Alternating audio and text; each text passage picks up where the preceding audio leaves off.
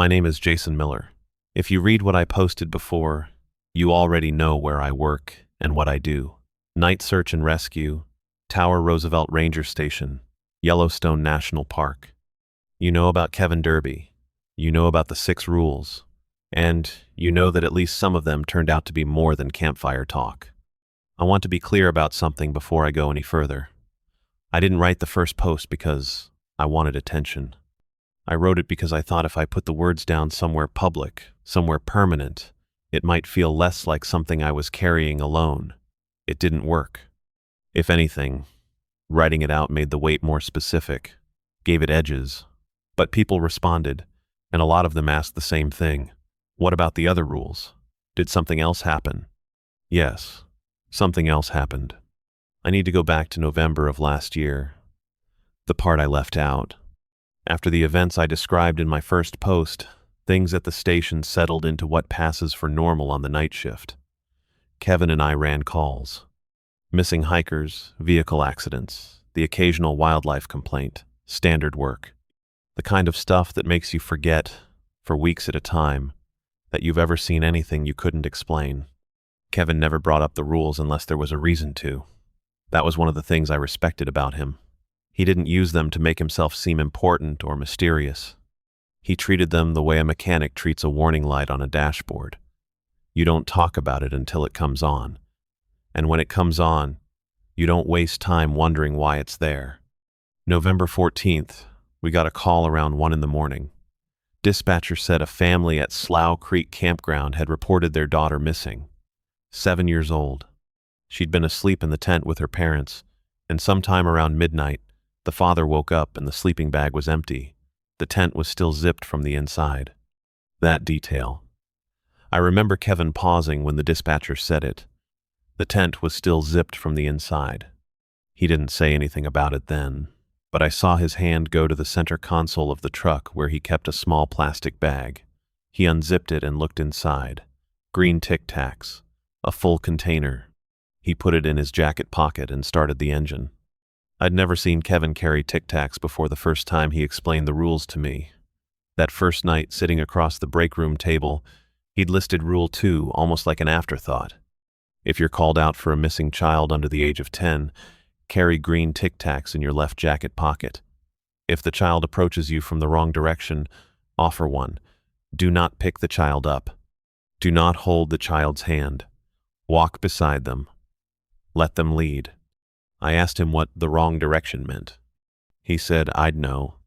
The drive from Tower Roosevelt to Slough Creek takes about 30 minutes in the dark if you push it. The road follows the Lamar Valley east, then cuts north past a series of pullouts popular with wolf watchers during the day. At night, the valley is enormous and black and empty. The headlights reach maybe 60 feet ahead, and everything beyond that is just a suggestion of landscape. Mountains you know are there. Rivers you can hear but not see. Kevin drove without talking. I checked the GPS coordinates the dispatcher had given us and verified the campsite number. Site 14, back loop near the creek. I radioed back to confirm we were en route and asked if any other units were available. Negative, the dispatcher said. Gardner unit is handling a vehicle rollover on 89. You're the only ones out tonight. Kevin nodded like he expected that. We pulled into the Slough Creek lot at 1:32. I remember the time exactly because I logged it in the call sheet, and because of what Kevin said next. If we're not back at the truck by 3:15, drive to the station and don't come back here until sunrise. I looked at him. He wasn't smiling. He wasn't doing the half grin he sometimes did when he was being dry or testing me. His face was flat and focused, the way it got when he was working a real emergency. Kevin, I started. 3:15, he said again. I mean it. We grabbed our gear. Flashlights, thermal blankets, the first aid kit. Kevin took the handheld radio and clipped it to his belt. I carried the backup. The campground was quiet in a way that felt deliberate, like the silence had been placed there rather than arrived at naturally. No wind, no insects, no rustling in the brush. Even the creek, which you can usually hear from any site in the back loop, sounded muted, not gone, just pushed further away. We found Site 14 easily. The parents were standing outside the tent in pajamas and hiking boots, the father holding a flashlight pointed at the ground. The mother was sitting on the picnic table bench with her arms wrapped around her knees. When she saw us, she stood up fast. "Please," she said. "She's 7. She's only 7. Kevin talked to them. Calm, steady, asking the right questions. What was the girl's name? Lily. What was she wearing when they last saw her? Pink pajamas with small white flowers. Did she have shoes on? No. The sleeping bag was unzipped, but the tent zipper was still sealed from the inside when the father woke up. The father said he'd checked it 3 times. No tears in the fabric, no other openings. Kevin asked me to walk the perimeter of the campsite with my flashlight while he finished the interview. I started at the tent and moved outward in a spiral, checking the ground for footprints, disturbed dirt, anything a 7-year-old barefoot in the dark might leave behind. Nothing. The ground around the tent was soft, almost muddy from the previous day's rain, and there were clear boot prints from the parents, but nothing small. No child-sized impressions anywhere. I widened the spiral to the edge of the campsite, then beyond it, into the grass between the sites and the tree line. Still nothing. I came back and told Kevin. He didn't react the way I expected. He didn't look surprised. He looked like he was calculating. "Which direction is the creek from here?" he asked me. I pointed south, maybe 200 yards through the tree line. He nodded. Then he looked north, away from the creek, into the open meadow that stretched toward the base of the hills. There was nothing up there. No trails, no structures, just grass and sage and darkness. "We'll go north," he said. I didn't argue. Part of me wanted to. Search logic says you follow water. A lost child, especially one without shoes, will almost always move downhill, toward the sound of a stream. Everything in the training manual pointed south. But Kevin wasn't using the manual. We told the parents to stay at the campsite, keep their flashlights on, and call us on the radio if Lily came back on her own. Then we walked north across the meadow. The grass was knee-high and wet. Within a minute, my boots were soaked through. Kevin walked about 10 feet to my right, sweeping his flashlight in slow arcs across the ground. The beams made the dew on the grass look like a field of tiny, scattered lights. Behind us, the campground shrank to a small cluster of yellow dots, then vanished behind a low rise. We walked for about 15 minutes without speaking. The terrain sloped upward gently. The grass thinned. Rocks started appearing, embedded in the soil like broken teeth. I was about to say something about how far we'd come and whether it made sense for a barefoot child to walk this distance over this ground when Kevin stopped. He held up his hand. I stopped too and listened. At first, nothing. Then, I heard it. Crying. Faint. Intermittent. Coming from somewhere ahead and to the left. A child's voice. It didn't sound panicked or hysterical. It sounded tired, the way a kid cries when they've been doing it for a long time and don't have the energy for real sobs anymore. Kevin pointed his flashlight in the direction of the sound. The beam swept across rock and scrub and stopped on a shape. Small. Pink. Sitting on a flat boulder about 40 yards away. Lily. She was sitting with her knees pulled up to her chest, her arms wrapped around them, her face pressed against her forearms. The pink pajamas were dirty but intact. Her feet were bare, hanging just off the edge of the rock. She didn't look up when the light hit her. I took a step forward, and Kevin grabbed my arm, hard. "Wait," he said. "What?" "She's right there." Kevin didn't answer immediately. He was looking past Lily. I followed his gaze, trying to see what he was seeing. Behind the boulder, the meadow continued north into darker ground. There was nothing else out there. No trees, no structures, just the slow upward grade of the terrain disappearing into the black. Kevin reached into his left jacket pocket and pulled out the container of green Tic Tacs. "She's north of us," he said quietly. "So?" "The campground is south." She walked north. We followed. "No," he said. "We walked north from the campground. She should be south of us if she wandered out. We should have found her behind us, between us and the camp, not ahead. Not further out. I looked at Lily again. He was right. We'd walked north for 15 minutes in a straight line from the campsite. For her to be ahead of us, she would have had to walk faster and further in the dark, barefoot, over rocks, than two grown men with flashlights and boots.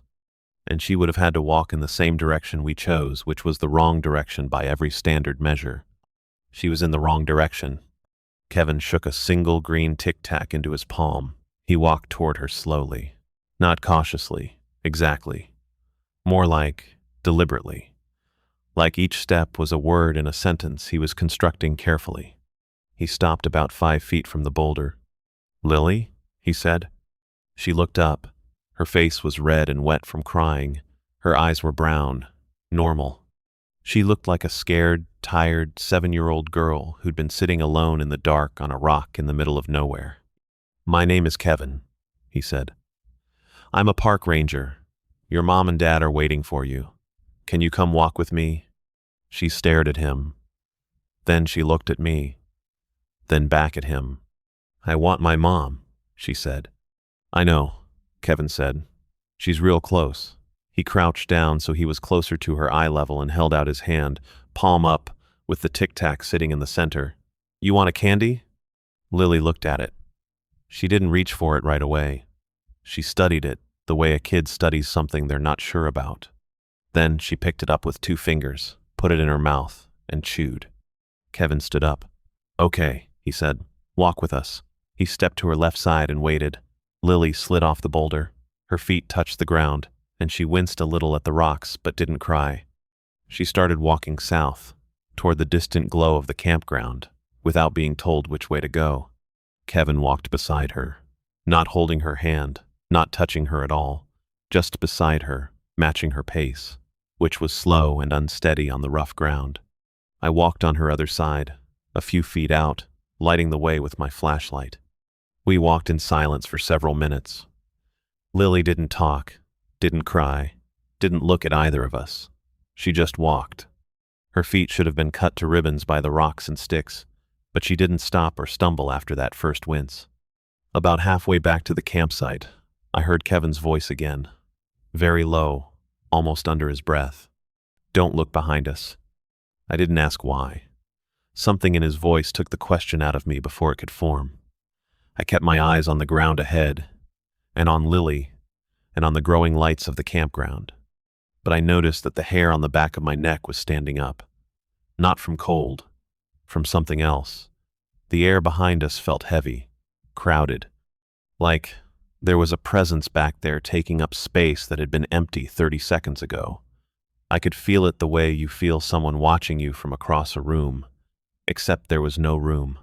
There was just open meadow and dark sky and whatever was behind us. Kevin didn't speed up. Lily didn't speed up. I matched their pace and didn't look back. When we reached the campsite, the mother came off the bench like a spring. She grabbed Lily and dropped to her knees and held her, and the sound she made wasn't words. It was just raw human relief coming out as noise. The father put his arms around both of them and kept saying her name.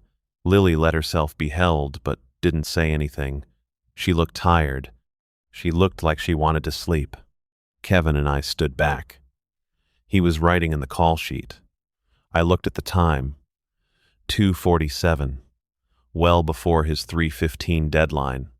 I waited until we were back in the truck and moving before I asked. What was behind us? Kevin didn't answer for a long time. He drove with both hands on the wheel, watching the road, his face lit by the green glow of the dashboard. "I don't know," he finally said. "I've never looked." "Have you done that before? The Tic Tacs?" "Twice. Both times missing kids. Both times the child was further out than they should have been, in a direction that didn't make sense." "And the candy works?" He shrugged. "The 2 kids I found came back fine. The one time another ranger went out without it, the kid was different when they brought her back. Not hurt, not sick. Just different. Her parents noticed it. They couldn't explain what had changed, but they said she wasn't the same." "What do you mean, not the same?" Kevin looked at me briefly, then back at the road. She stopped recognizing her own dog. Knew everybody else. Mom, dad, brother, grandparents. But the dog, one she'd had since she was a baby, she acted like she'd never seen it before. Screamed every time it came near her. I sat with that for a while. The heater hummed. The road unwound ahead of us. You think the Tic Tacs actually do something? I said. I think the rules exist because someone figured out what works, Kevin said. I don't need to understand why a fire extinguisher works to use one when something's burning. That was November. The Lily call was the second rule I saw activated in the field, and unlike the bear, it ended well. Or it ended in a way that looked like well. The girl went home with her parents.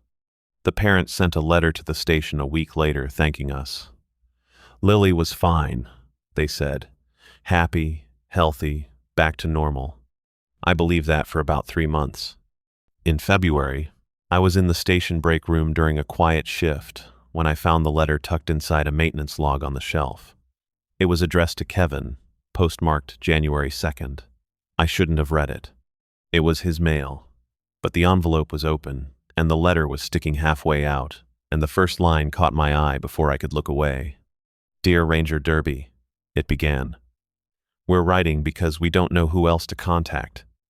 Since we brought Lily home from Yellowstone, something has changed. She is healthy and happy during the day, but at night she stands at her bedroom window facing north and won't respond when we speak to her. This happens between 1 and 3 in the morning. We've taken her to 2 pediatricians and a child psychologist. None of them can explain it. She has no memory of doing it in the morning. We have also noticed that our dog will no longer enter her room. The letter went on. I read all of it. The parents were frightened. They weren't blaming Kevin or the park. They were looking for answers. They mentioned that Lily had started drawing pictures of a meadow with something standing at the far edge of it.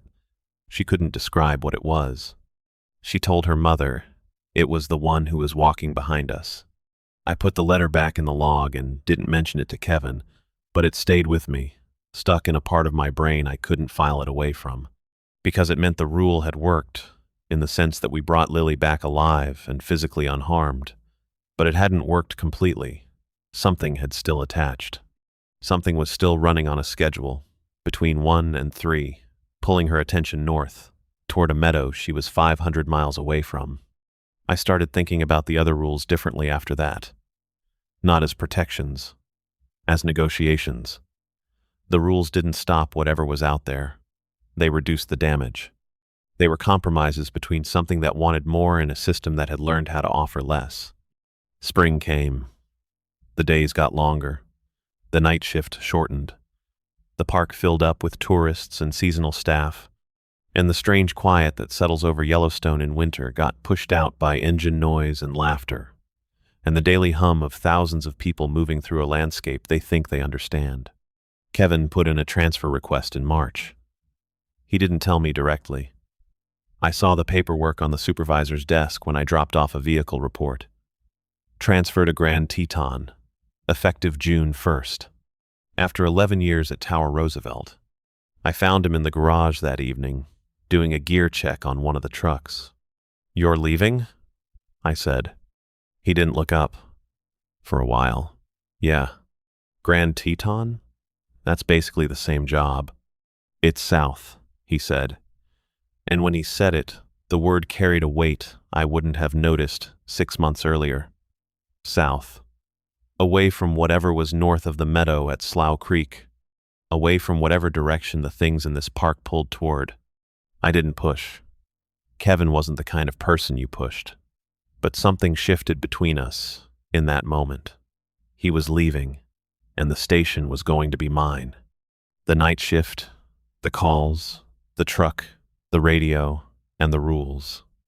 All of it was being passed down, the way it had been passed down to him by whoever came before.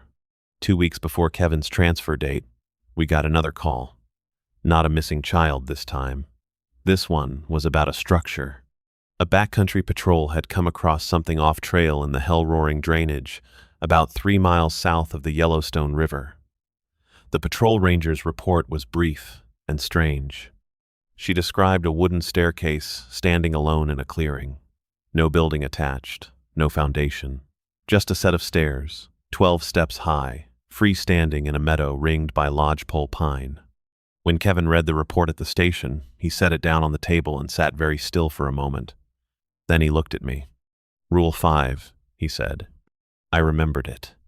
Of all the rules Kevin had given me on my first night, Rule 5 was the one I'd found most absurd. If you encounter a staircase in the woods that is not connected to any structure, do not approach it, do not touch it, do not climb it. Mark its GPS location and report it. If it has moved since the last reported sighting, evacuate the area within 15 minutes.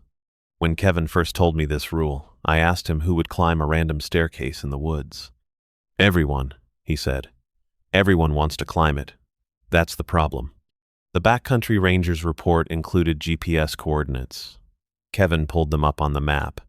The staircase was at 44 degrees, 58 minutes north, 110 degrees, 25 minutes west. He cross-referenced the location against a file I'd never seen before.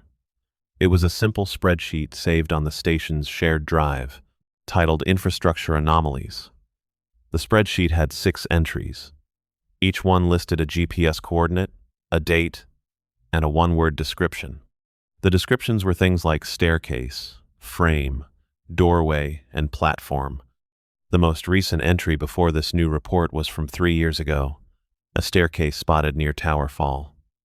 The coordinates were different from the new sighting by almost 4 miles. It moved, Kevin said. Staircases don't move. He looked at me the way he always did when I said something that was technically true but practically useless. We drove out the next morning. Kevin wanted daylight for this, which told me something. Most of our work happened at night because that was our shift. Kevin choosing to go during the day meant he didn't want to be out there when the sun went down. We parked at the hell-roaring trailhead and hiked south along the creek drainage. The trail dropped steeply through open sage and then leveled out into a broad valley scattered with deadfall and young pines. The air smelled like warm dirt and snowmelt. It was a clear day, maybe 50 degrees, with a light wind coming off the ridgeline to the west. Normal spring morning, normal trail, normal everything. Until we got to the clearing. The staircase was exactly as the patrol ranger described. 12 wooden steps, a simple frame with no railing, standing upright in the center of a meadow about 50 yards across. The wood looked old but not rotten. No moss, no lichen, no weathering beyond a gray patina that made it look like driftwood. There was no foundation beneath it. The bottom step sat directly on the grass. There was no structure within sight that it could have been part of. No ruins, no cabin remnants, no old mining infrastructure. Just stairs, going up to nothing. I felt the pull immediately. It wasn't physical. It wasn't like being dragged.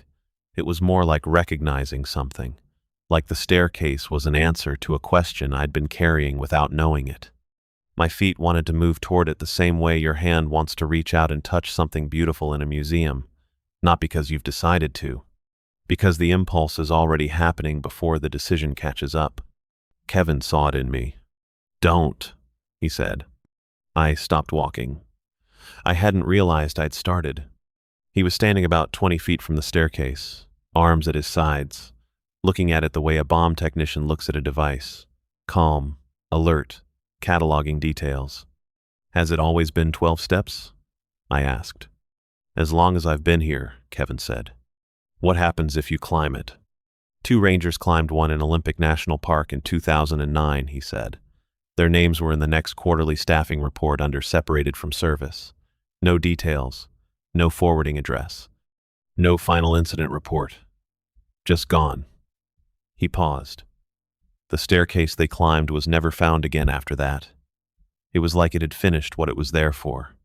We stood in the clearing for about 10 minutes. Kevin marked the GPS coordinates in his phone and wrote them down on paper as a backup. He took photographs from several angles but stayed beyond the 20-foot perimeter he'd set for himself. I noticed he never turned his back on it. Before we left, I asked him the question I'd been holding since we arrived. "What's at the top?" He shook his head. "I don't know. Nobody who's gone up has been able to tell anyone what they saw, because nobody who's gone up has come back the same." come back the same. The same phrase he'd used about the child who came back without knowing her own dog. I was starting to understand that in Yellowstone, the danger wasn't always disappearance. Sometimes it was return. Sometimes the worst thing that could happen was that you came back, and the difference was something no one could name but everyone could feel. We hiked out. Kevin filed the updated coordinates. The staircase had moved 3.7 miles northeast since its last recorded location. He added the new entry to the spreadsheet without comment. That night, I couldn't sleep. I lay in my bunk at the station and stared at the ceiling, and all I could see was the staircase.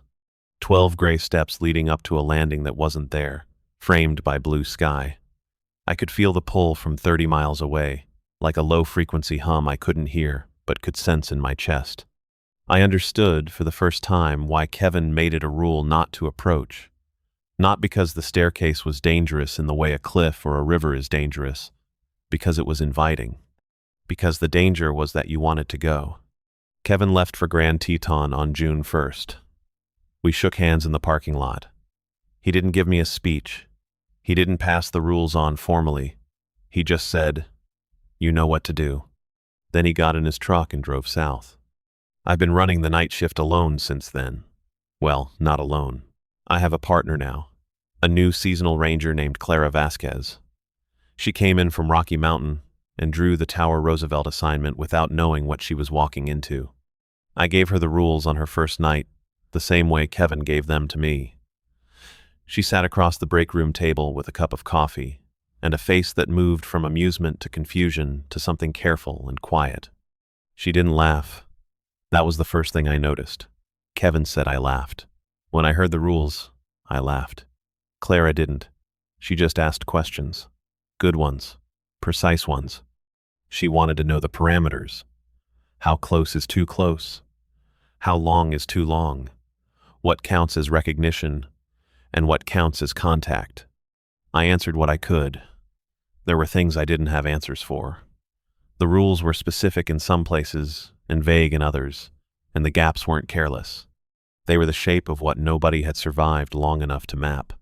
Clara and I have been working together for 4 months now. In that time, we've had 2 bear sightings with normal eyes and one that required us to stop and stand still for 11 minutes in the dark, while something with a green glow behind its pupils walked a figure-8 pattern around our truck. We've responded to 9 missing person calls, none involving children under 10. We've checked the staircase coordinates twice. The first time, it was still in the hell-roaring clearing. The second time, it had moved again. Northeast, closer to the road. That's the part that bothers me. Not that it moves. Kevin told me it moves. But the direction. It's been drifting northeast for at least 3 years. Toward the Lamar Valley. Toward the road. Toward the campgrounds. Toward people. 2 weeks ago, a tourist posted a photo on social media from a day hike near Specimen Ridge. In the background, partially obscured by trees, you can see it. 12 gray steps. No structure. No context. The tourist captioned the photo, "Weird art installation in Yellowstone?" with a laughing emoji. The photo got 600 likes before the park's public affairs office had it taken down. No explanation was given to the tourist. I called Kevin that night. He picked up on the second ring, which surprised me. He doesn't usually answer after dark. I told him about the photograph, about the movement, about the new coordinates being less than half a mile from the road. He was quiet for a long time. Then he said something that's been sitting in my stomach like a stone ever since. "Has Clara been sleeping well?" I didn't know what that had to do with anything. "Has she mentioned any trouble sleeping?" he asked again. I thought about it. Clara had seemed tired the last few shifts, quieter than usual. She'd mentioned waking up in the middle of the night but hadn't said much else about it. "Why?" I asked. "Because after I saw my first staircase," he said, "I stopped sleeping through the night. I'd wake up at 2, 3 in the morning, stand at the window of the bunk room and look north. Didn't remember it in the morning. One of the other rangers told me I was doing it. I thought he was messing with me until he showed me a video he'd taken on his phone." Kevin paused. It took about 3 months to stop. After I made the rule. After I decided not to go near them anymore. But it never fully went away. Some nights I still feel it. Like something out there is patient enough to keep the line open, just in case. I asked him what he thought the staircase was. He said he didn't think it was a thing. He thought it was a door. Not a door with a destination. A door that changes who walks through it. He said the rules weren't about keeping us safe from what was on the other side. They were about keeping us from wanting to go. I didn't tell Clara about the phone call. I should have. But I was afraid that telling her would make it worse, that naming the pull would feed it. So instead, I started watching her, quietly. The way you watch a coworker for signs of a problem you don't have a policy for. Last Thursday, I woke up in the bunk room at 2:18 in the morning. The station was dark. The heater was clicking. I could hear the wind pushing against the windows. Normal sounds. Normal night. Clara's bunk was empty. I got up and checked the break room. Empty. Checked the dispatch office. Empty. Her boots were gone from the mat by the back door. I went outside.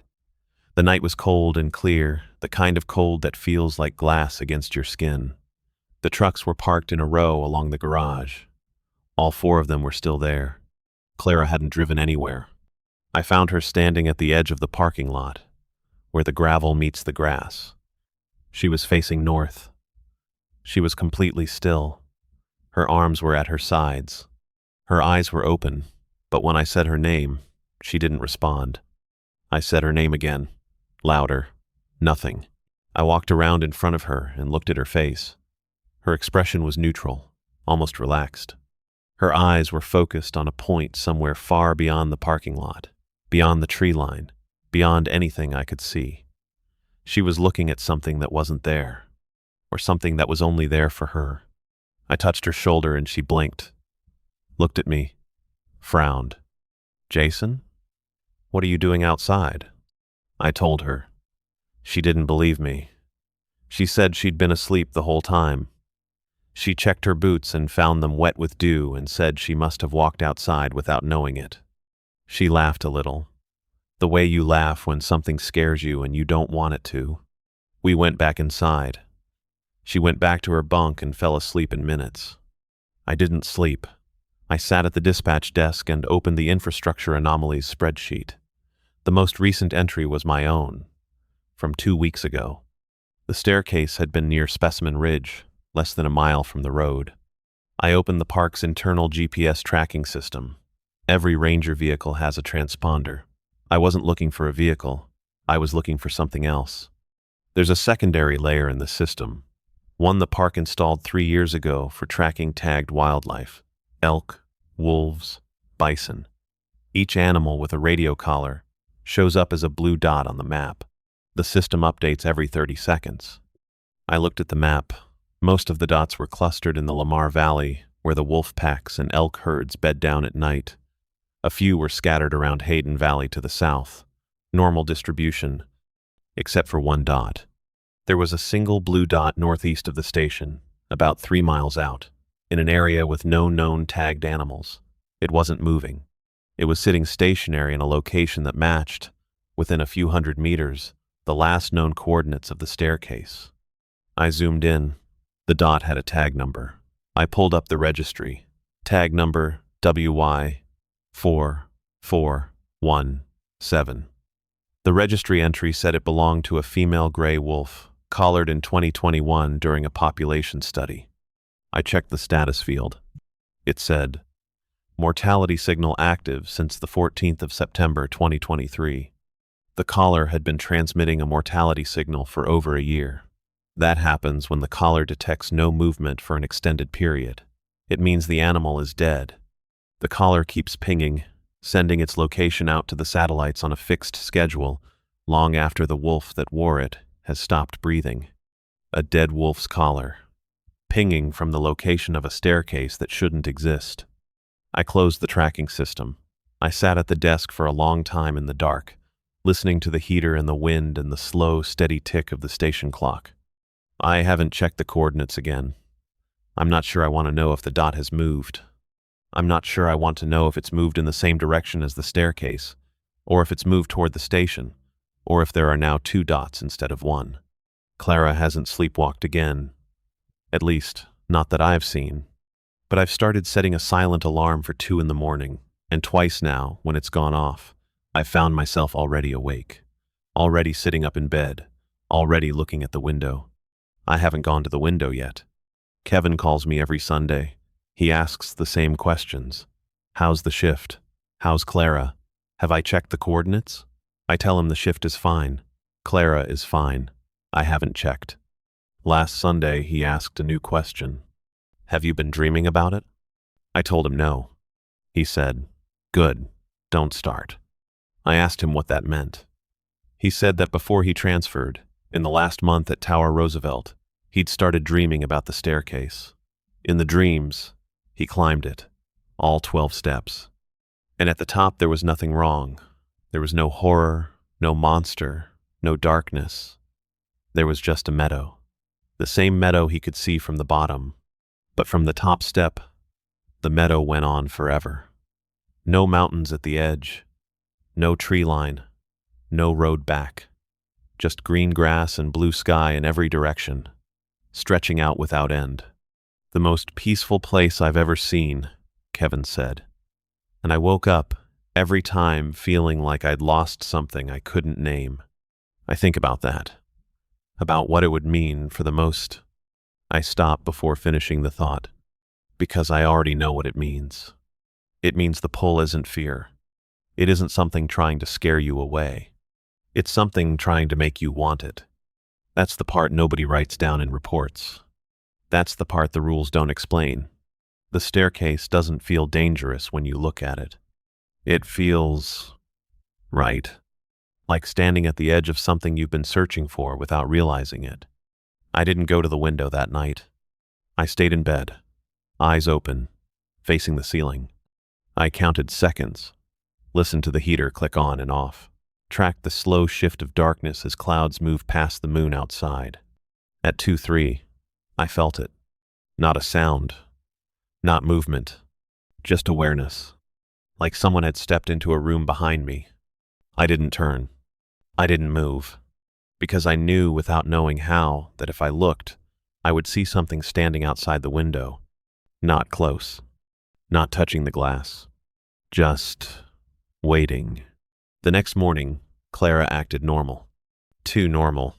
She joked about the coffee, complained about the cold, ran through the equipment checklist like nothing had happened. But when she thought I wasn't looking, she kept glancing north. Not often. Just enough. Like checking a clock you're trying not to stare at. That night, I checked the GPS system again. I told Kevin I wouldn't. I did anyway. The dot was still there, but it wasn't in the same place. It had moved. Not miles. Not even half a mile. Just closer. I didn't tell Clara. I didn't tell Kevin either, because saying it out loud would make it real in a way I wasn't ready for.